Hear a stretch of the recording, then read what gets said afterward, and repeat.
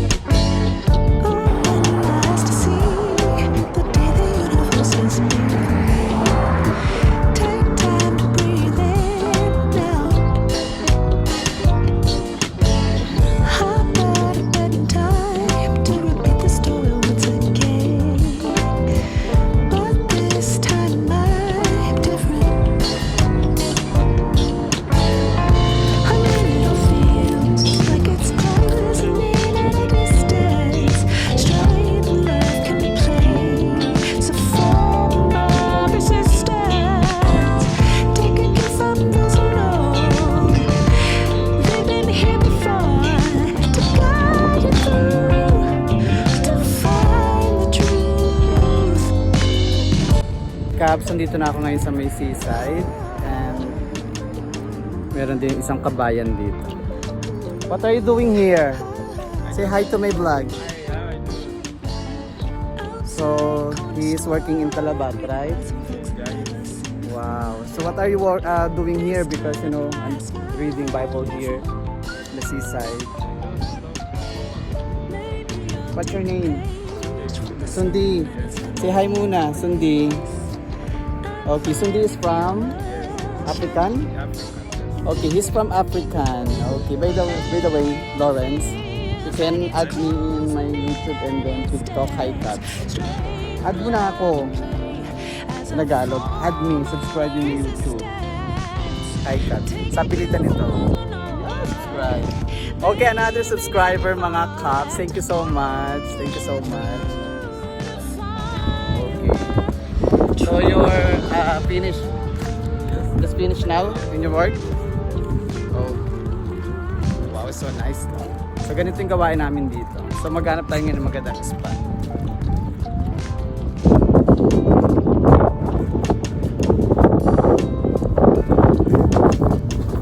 Let's see.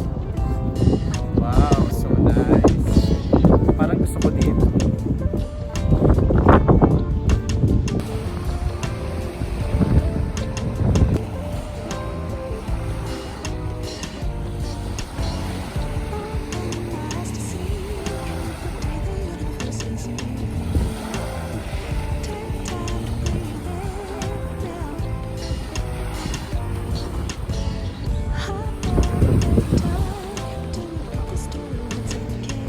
Mga Cabs, so naghanap na ako ng magandang place ko here at ang nakita ko dito sa may middle. Ang ganda-ganda niya kasi mga Cabs. Ayun yung bag ko. So dyan ako uupo mga Cabs. Dyan ako uupo para harap-harap tayo ng ito, sunset. Sunset ba? Sunset. Yan. Diba? Ang ganda-ganda. Tapos dyan tayo uupo. Tapos ito lang yung pang-pang. Sa maya maliligo tayo. So far, may mga ibang lahi. Merong, I think, local yun. Saan ba? Yan, local yan. Pero nag-fishing sila. And also mga driver.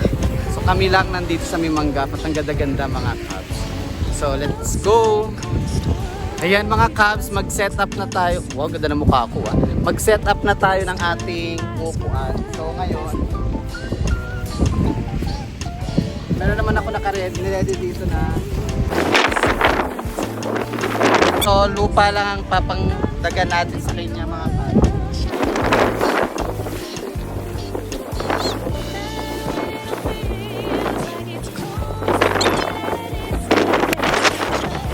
Nalaglag yung phone.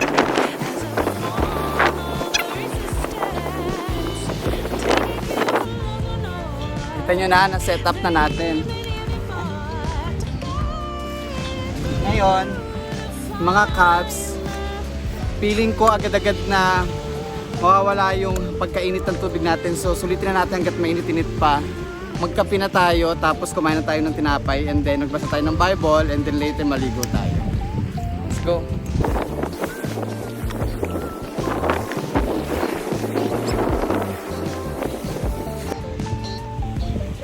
Actually mga Cabs, wag kayo masyadong assume na dapat walang dapat walang buhangin, wag ganon kasi nasa buhangin tayo. So naglagay lang ako nitong lapad para kahit paano mauputupuan natin, hindi masyadong dito tayo direct sa buhangin. Kalmusal muna tayo, kaso aray, mainit pa pala.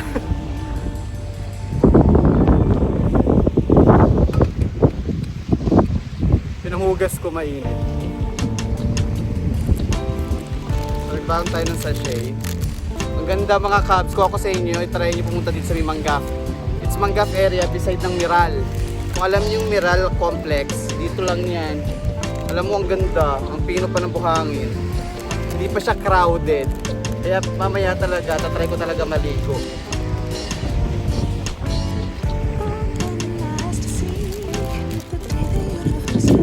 Pero maliligo tayo maya pagka mainit-init na. Ay! Tinalong ko pala.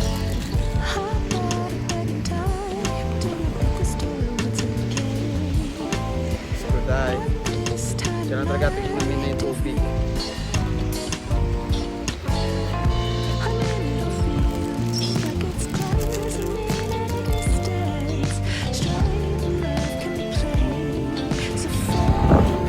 Kat, kumakain tayo ngayon ng tinapay. Pinalamanan ko ng peanut butter. Pero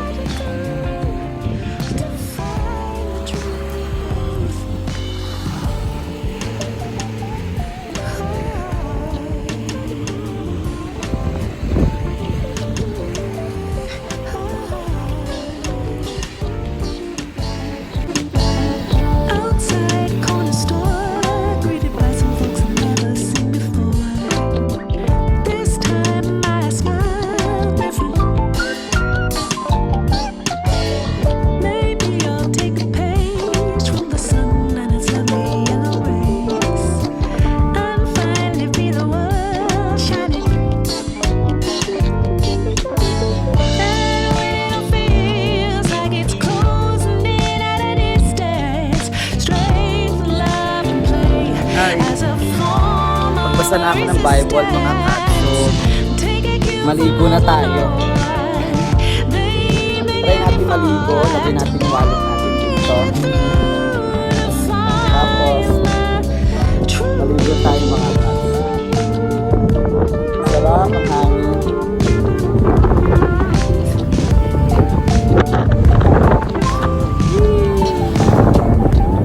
Wow. Try natin maligo.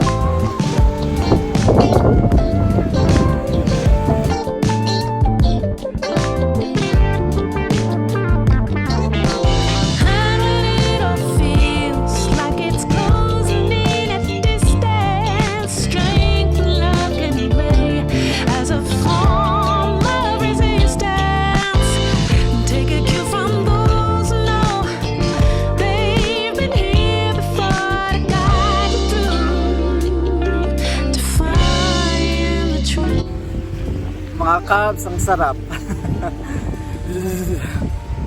Sarap paligo. Hi! Alam nyo, habang naliligo ako, minimeditate ko yung nabasa ko sa Bible.